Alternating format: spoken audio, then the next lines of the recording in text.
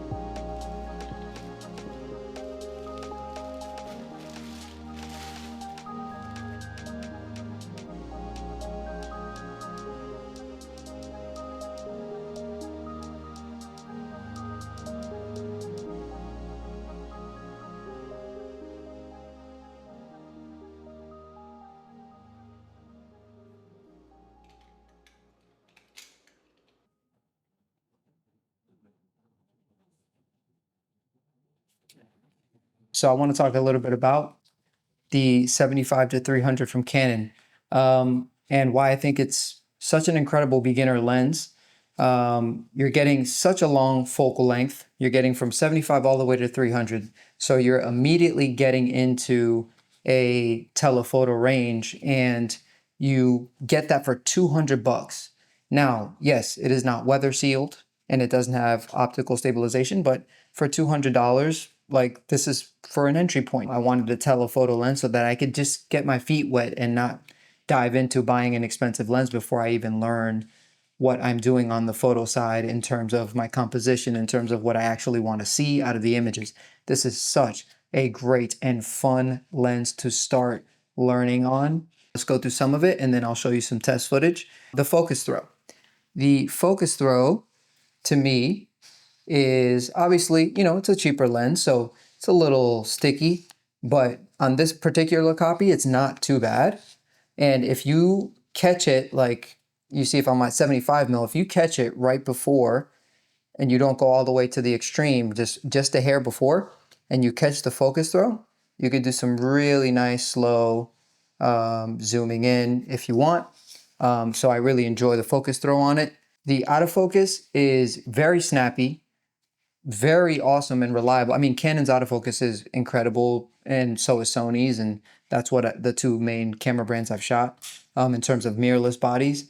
So the autofocus in Canon, even in this 3-4-year-old camera in the R5C, is very good. So it's going to be very good in their lenses, and even down to this affordable lens. It is a DC motor, so the motor is very noisy, but it does perform very, very well.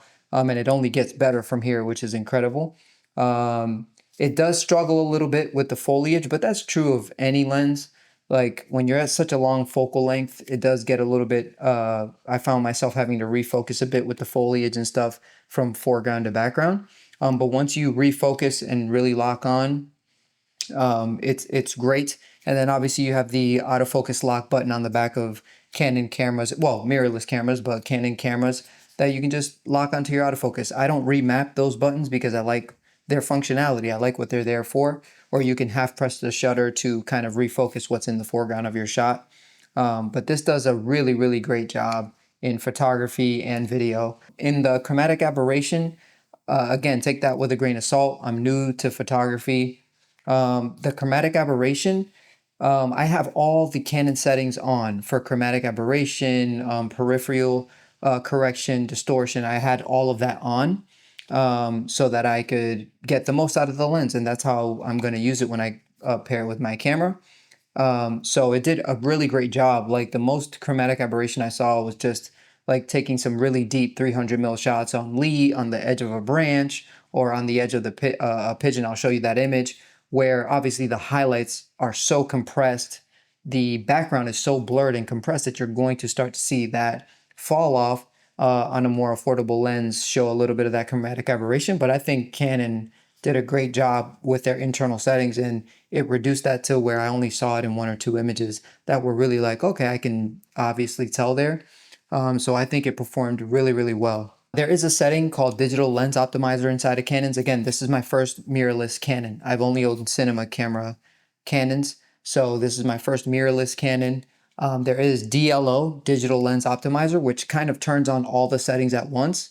And then you can still affect, I think, 2 of the settings, but for the most part, chromatic aberration and I think peripheral correction are on automatically, or distortion correction is on automatically. The other 2 you can affect, but if you turn that on, effectively they're all on. If you turn it off, you can individually control each one if you don't want to have all of them on at the same time. And then for the video performance, it did incredible. From 75 to 300, this is really, really great. Now, the Canon R5C is not the best wildlife test for a lens because it doesn't have the mirrorless autofocus. If you're new to Canon cinema, they use a different kind of implementation of the autofocus. Very incredible eye autofocus and face detection, world class. But it doesn't have the animal subject detect and all that stuff, at least inside of the R5C. I believe the R6V and the C50 do provide that newer animal subject that you can change through the range. Now, this camera, the R5C, does detect those things in a way. It's just you can't select them. But when I was shooting cars or when I was shooting these little critters, these little creatures, the squirrels and the birds, it was detecting it. So it would lock onto it, but it's just not technically called animal autofocus or anything like that, which, you know, obviously it's an older camera. If you want that stuff, it's in newer cameras in their new cinema line. Any lens, I believe, I used my 28 to 70 that I have on and this, which is a more affordable lens. They both lost digital stabilization when in 8K 60 mode or 8K mode. All the 8K modes, 23, 30, 60, raw lights, MP4, they all lost digital IS, which obviously if you're going to use this lens to record 8K video, put it on a tripod and put it on a gimbal, it'll be perfectly fine. Which I had this on a tripod, and then I did a little handheld test to see what the digital IS was doing in 4K. So in 4K up to 120, you can do digital IS with any one of these lenses. Now, I don't own any more expensive Canon lenses, so I don't know if that enables digital IS, which I would assume it doesn't in 8K. But for the most part, this lens and my 28 to 70 do not do digital IS in 8K modes.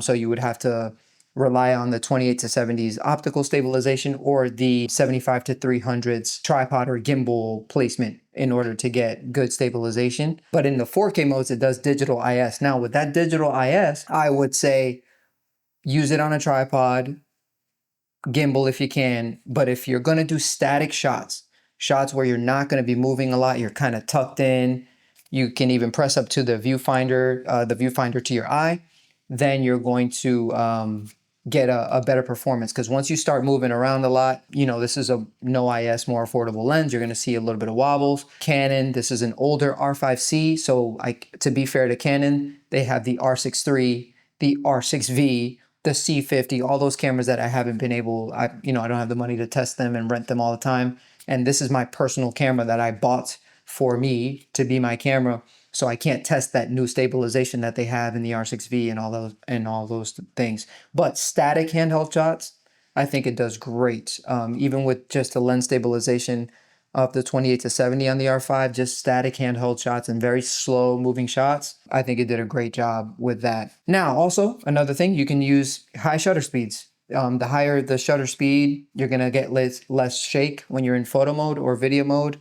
When you're in photo mode, a higher shutter speed will allow you to remove some of that shake from the image and that blur that comes from the shaking and moving around. Or again, tripod, shutter tap on the screen is very useful. You can tap the shutter on the screen instead of pressing the shutter button to remove that initial jolt that your hand gives when it's on a tripod. The colors, it's Canon Colors. I think Canon Colors are awesome. Every color science is, you can decide what you like, but I think Canon Colors are beautiful. But Canon's color science is very natural, true to my eye, and I really very much enjoy that. And the optical quality on this was really, really nice. Keep in mind, a little disclaimer, I shot through the window of my house. So my window in my house in my apartment is dirty. So even though my focal plane is far beyond the window, it's still kind of gonna feel like an imperceptible like pro mist or something that's in front of it. So take that with a grain of salt. All these images are not, one for one or like outside where I'm actually taking a picture. It's through another pane of glass, which is my window. It's very thick. and it was dirty. So any shots that you may see a little bit of weirdness, it's not this lens and it's not the camera. The sharpness of the lens, remember, because that imperceptible little bit, it might have reduced a little bit of sharpness. Also, the way I color grade and everything, I color graded these in DaVinci because I like I color grade videos in DaVinci, and DaVinci has made it very easy now to use the node structure to color grade photos, which I enjoy because it just makes sense to my brain like that, to start off like that as I progress and hopefully get better. Yeah, so any lack of sharpness, don't blame it on this lens. That window pane in the way could have removed some of that tack sharpness. Also, my newness in photography, like the settings, the way I shoot, the not controlling everything manually right away. That also adds to, you know, getting worse results to a degree, which I think they're beautiful, but you know, so take that with a grain of salt and give this lens and the R5C in photo mode a little bit more grace than what maybe I presented, because I'm pretty sure you can get some incredible tack sharp images, especially with more expensive lenses, because the R5C is an R5 minus what, IBIS and pixel shift. And you can tell the images are beautiful 45 megapixel 8K images in RAW, and they're so lovely. 75 to 300 RF, I think that's your best bet to start with telephoto in the Canon RF mount. It's so affordable. They give you a way to get into it and have fun. And man, what a joy. It really, really made it so much fun, kind of like looking into a new world with telephoto lenses. I can see why as photographers start and progress, they get so hooked on buying lenses in 600 mils and 800 mils and constant apertures and you know 4.5s and 2.8s and all this stuff. So I can't wait to go down the road with Canon and invest into those kinds of lenses. But they make it, you know, as much crap as people give Canon for not opening up the mount. And you know, look, as a person who came from Sony, did I love that I can buy any damn lens from anywhere? Yeah. But at the same time, I also would be a liar if I said I didn't like things that work together. You know, I buy Apple products and all I buy is Apple products. I use the watch, I use the phone, I use the computer. It all works seamlessly, and Canon designs their things to work for Canon, and they work. And you can't say, hey, you don't make an affordable telephoto lens. Yeah, they do. It's 200 bucks. They do. So it might not be your favorite. It might not be better built than you would think. Maybe like if Sigma made it for you or something like that. But man, do they do a great job. I think the STMs, the VCMs, and the USMs, they give you a way to get into each price point and each focal length. So yeah, mount being open, for sure. If you want to open the mount, I would not be complaining. I'd be the first in line to be happy about that because I use Sony. But I don't think it's as big of a deal as it's made out to be, at least to get into the lenses. Now, if you just prefer other lenses, then that's where the problem lies. But I think Canon makes enough photo stills lenses. Now, Cine glass is different.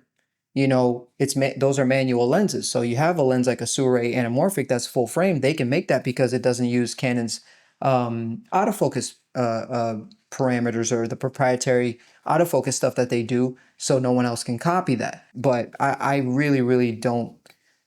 I haven't looked through Canon's lineup and seen a lens that I'm like, man, they don't have a lens to fill that need that another lens company gave me with Sony. It's just a matter of deciding, especially if you're starting out, body over lens, lens over body, half and half. Those types of questions you do have to ask yourself, whether you find those annoying or not. You do have to ask yourself that.